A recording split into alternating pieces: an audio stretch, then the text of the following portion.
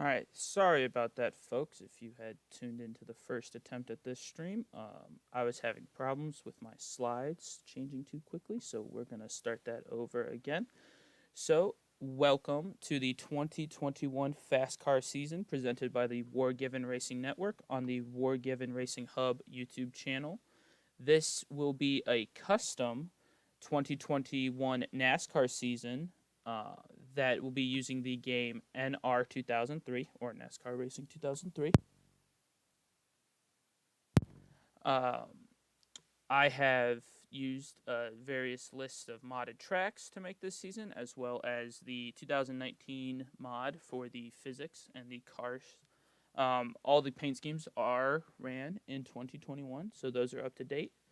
And with that said, let's get on to the changes from a normal NASCAR season.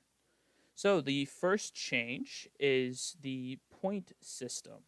The FASCAR board of directors met with team owners and drivers in the offseason to eliminate the controversial playoff system, which had 16 drivers qualify for the playoffs, which were the final 10 races of the season. A driver could qualify by winning a race or by finishing in the top 16 in points. They decided to replace this after about a 7-year run with a more traditional full season points format. The format they changed it to is one that awards 200 points for first place, 190 points for second place, and then from second to 36th is a 5-point differential between each. So third place would earn 185. Fourth place would earn 180. Fifth place would earn 175. And so on and so forth, down to 36th, which would earn 20 points. There are 4 opportunities for drivers to earn bonus points in each race. 5 points to anyone who leads a lap during the race. 5 points to anyone who qualifies on pole for that race.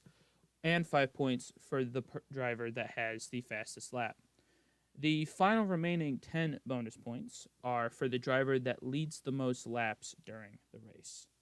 The final major change is that any crown jewel race will be double points, meaning that first place will earn 400 points, second place would earn 380 points, third place would earn 370 points, fourth place would earn 360 points, and so on and so forth down to 36 who would earn 40 points. And then the bonus points would double as well. So the maximum amount of points that someone in first place could earn is 225 in a normal race. And then for the crown jewel races, the maximum points would be 450. So next we're going to go on to the schedule change. FASCAR has agreed to reduce the number of points-paying races from 36 to 35, with the season starting with the Daytona Clash and ending in Miami. All tracks, except for 6 historic FASCAR tracks, will have a single race, compared to the past where several tracks would have a second date as well. The tracks that have 2 dates are the Daytona International Speedway, which is a 2.5-mile high banked oval, the Bristol Motor Speedway, which is a half-mile short track, the Talladega Superspeedway, which is a 2 2/3 mile high banked oval, Martinsville Speedway, which is a half-mile paperclip configuration oval, Darlington Raceway, which is a 1.25-mile egg-shaped oval, and Charlotte Motor Speedway that will have one race on its oval 1.5-mile configuration, and the other race will be on its Rovel configuration. 7 races will be designated as crown jewel races. The first is the 500 miles of Daytona. The second is the Talladega 500. The third is the Cola 600 at the 1.5-mile oval configuration of the Charlotte Motor Speedway. The fourth is the Road America 300. The fifth is the Harvest 400 at the Indianapolis Motor Speedway on the oval configuration. The sixth is the Labor Day 500 at Darlington Raceway. And the 7th is the Bristol 300 at Bristol Motor Speedway. And races will generally be shorter than previous years, but all crown jewel races maintain their traditional length with the exception of Bristol, which is lengthened to 300 miles or 600 laps, in Road America, which makes its debut appearance on the schedule for over 60 years. And an example of this is Texas Motor Speedway historically has held a 500-mile race. This year, that race will be ran at 400 miles in order to keep the race length overall shorter and making those longer races more important. So here's the overview of the schedule. Like I mentioned, it starts in Daytona with the Clash, which is not shown here, and then it goes into the 2 qualifying races for the Daytona, the 500 miles of Daytona. After the 500 miles of Daytona, FASCAR goes to Las Vegas, then Phoenix, which is a 1.0 mile track, and is actually being moved up to the 3rd race of the season from its traditional mid-March, late March date. Next is the California 400 at the Auto Club Speedway, which is a 2.0 mile oval. Then we go to Sonoma, which is a 2-mile road course that has been moved from June to March, and is, instead of using its full configuration, is using its more historic NASCAR layout. Then FASCAR visits COTA for the first time and will race a 250-mile race there. Then it finishes off the first fifth of the schedule with its traditional 500-lap race at Martinsville, although Martinsville has been moved up from late April or May to late March. Then NASCAR has a week off, then goes to Talladega for the second crown jewel of the Talladega 500. Then it returns to the North Wilkesboro Speedway for 250 miles, which will be the first time that North Wilkesboro is on the calendar since 1996, and it is a view that most fans have viewed very favorably. Next continues the short tracks, with Bristol making its first appearance of the year for its shorter race of 250 miles, or 500 laps. Next we go to Atlanta on its 1.5-mile oval for the only time of the season. Its race has been shortened from 500 miles to 400 miles. Then we go to the first race at Darlington, which is the Mother's Day 400, as it's being ran on the Mother's Day weekend. And this is the 1.3 egg-shaped racetrack that is getting a second date for the first time since 2004. Then we head to Dover for the Dover 300, another race that has had its overall length shortened by 100 miles in order to keep the race a bit shorter. Then FASCAR has a week off before going to the All-Star race at Charlotte, which is simply just a exhibition race for those drivers that have won a race within this season or last season, or who are past champions that compete for $1 million. Then we go to the longest race on the calendar, which is the Cola 600 at the 1.5-mile Charlotte Motor Speedway Oval, and that is on its traditional Memorial Day weekend after the Indy 500. Then FASCAR has a week off before going to another track that's making its debut on the calendar, which is Iowa Motor Speedway. Iowa is taking one of the Kansas Motor Speedway dates, and they will be there for 250 miles. Next, we go to Kansas for its one and only race this season. Kansas is a 1.5-mile tri-oval, and it has lost, as I mentioned, one of its dates to the previous race at Iowa. After Kansas, we head to Gateway for a Saturday night race under the lights. Gateway is also making its debut on the FASCAR calendar, and it will be a 240-lap, 300-mile race on its 1.25-mile oval. Then FASCAR wraps off the first half of the season with its fourth crown jewel at Road America. Road America will have the longest race on any road course on the calendar at 300 miles, and it is the first time that Road America has been on the schedule since the 1956 FASCAR season. So, kicking off the second half of the season, FASCAR visits Daytona for its second time, although this is a bit shorter at only 400 miles. Then we head to New England for the New Hampshire 300, which is 284 laps around its 1.011 mile oval. Then FASCAR heads to the tricky triangle of Pocono, which has lost a date to Gateway and has been moved back from June into August. Pocono is the most unique oval on the calendar, as it is actually a triangle with 3 distinct turns, and FASCAR will be racing there for 350 miles. Then we head to the next road course, which is Watkins Glen, one of the traditional 2 road courses on the FASCAR schedule, the other being Sonoma. And we will actually be racing for 275 miles. Next, we head into our 5th crown jewel, which is the Harvest 400. The Harvest 400 will be ran on the Indianapolis Motor Speedway's 2.5-mile historic oval configuration, and that will be 160 laps. Then we go to another track making its NASCAR debut at the National Super Speedway, and we will be racing at that 1.3-mile track for 350 miles.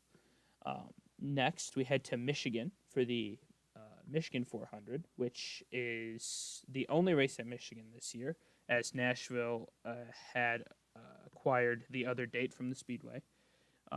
Michigan is a 2.0-mile oval and is what Auto Club Speedway was based on when Auto Club was built in the late 1990s.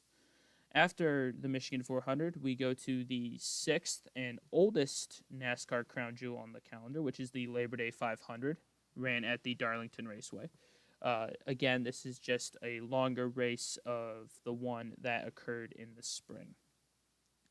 Now we head to Richmond for its one and only race this season, as it is a 0.75-mile oval, and they will be running 400 laps around it on the weekend of September 11th. Chicagoland returns to the calendar after having a year off due to the ongoing global situation, and it returns as a 1.5-mile oval with a unique curved back straightaway for 375 miles.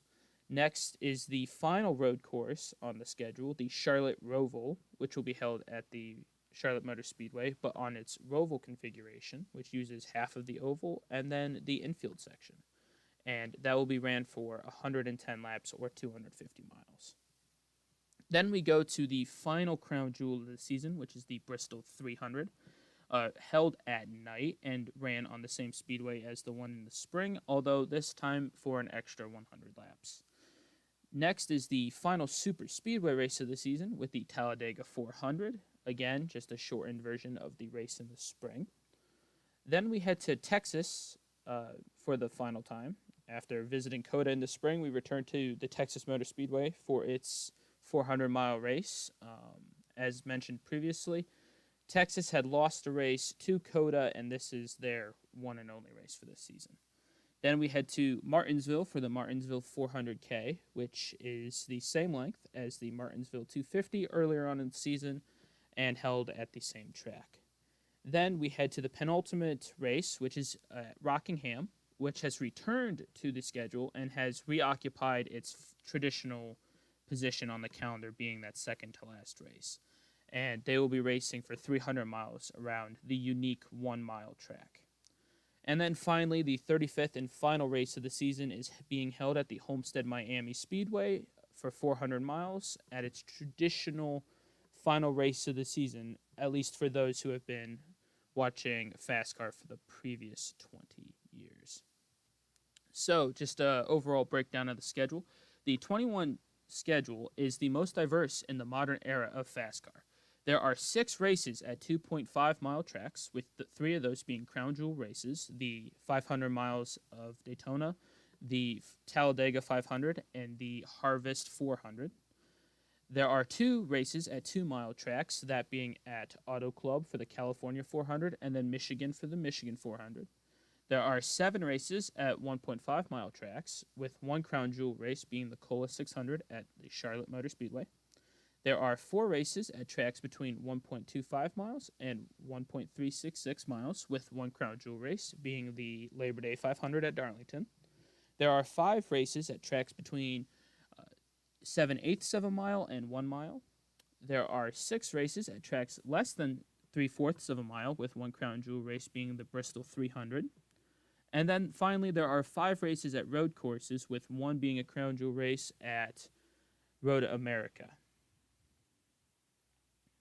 So the next change is the field size and qualifying for FASCAR races. FASCAR is reducing their field size to 36 teams from 40, although entry lists are still allowed to exceed this, and they are buying out all teams who possess the charter. Those teams that possess the charter, which guaranteed a position in every single race, no matter where they qualified, have been bought out, and those teams to be compensated. Any team that finished within the top 20 in points for the 2020 season will automatically qualify for all non-crown jewel races in the first 7 races. So to explain this, if you are in the top 20 of points at these designated marks, so that is race 7, race 14, race 21, and race 28, if you are within the top 20 after those races, for the next 7 races, you automatically qualify for any non-crown jewel race. So, for example, the 500 miles of Daytona, every driver has to race their way in through the duels. Or the Talladega 500, every driver has to qualify in the top 36 to make the race. However, for a race such as at Las Vegas, after the 500 miles of Daytona, those in the top 20 in points from the last portion of the 2020 season will automatically qualify for that race. That means any of those outside the top 20 that have entered have to fill in the remaining 16 positions. So the top 20 will be reset after 7 races. So for race 8, it will be the top 20 that has occurred in the 2021 season after the first 7 races. And then after race 14, it'll be reset. And then race 21, it'll be reset. And then race 28, it'll be reset. So qualifying for all races, excluding the Daytona 500, will comprise of 2 sessions. One session will be the 20 cars in the top 20 at the stated intervals. And then the second will be the remainder of the field for that race. And then they will run 1-lap qualifying. The Daytona 500 has a unique qualification that will be covered when we cover the duels on this channel. So tune in for that to watch the duel races. And then finally, we will cover the FASCAR teams. So the first team today is 2311 Racing, which is a new team that has been founded by Michael Jordan and Denny Hamlin. The 23 is driven by Bubba Wallace, who has transitioned over from Richard Petty Motorsports, another historic NASCAR or FASCAR team. Next is Beard Motorsports, who historically have only ran super speedways. However, Noah Gragson, who is their new driver, is planning to run all the road course, super speedways, and crown jewel races. So that is 13 races in total. And then, depending on where they finish early on in the season, they may run more races. And as seen by the R next to Noah Gragson's name, he is running for Rookie of the Year. Next, we go to Chip Ganassi Racing, who has one driver change from the 2020 season, as Ross Chastain will replace Matt Kenseth in the number 42, and both cars will run full-time. Then we move on to Front Row Motorsports, which will have the 34, driven again by Michael McDowell, the 36, driven by David Reagan in select races, mainly super speedways and crown jewels, for an estimated total of 9 races, although again, depending on finishes, the 36 may run more races.